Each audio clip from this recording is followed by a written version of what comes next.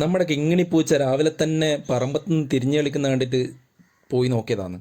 അപ്പോഴല്ലേ കാണുന്നു നമ്മുടെ ഉടുമ്പ് സാറ് പുല്ലിൻ്റെ ഇടയിൽ. ഈ കിങ്ങിണിയാണെങ്കിൽ പരമാവധി ഇതിൻ്റെ വാല് തട്ടിയും അതാ അതിനൊന്ന് നോക്കാനൊക്കെ ശ്രമിക്കുന്നുണ്ട്. വിജൃംഭിച്ച രൂപം, ഞാനില്ലേ ഇതിൻ്റെ മുന്നിൽ എന്ന് പറഞ്ഞിട്ട്, എനിക്ക് നടക്കില്ലേ എന്ന് പറഞ്ഞിട്ട് പുള്ളിക്കാരൻ അതും കടന്നു തുള്ളി.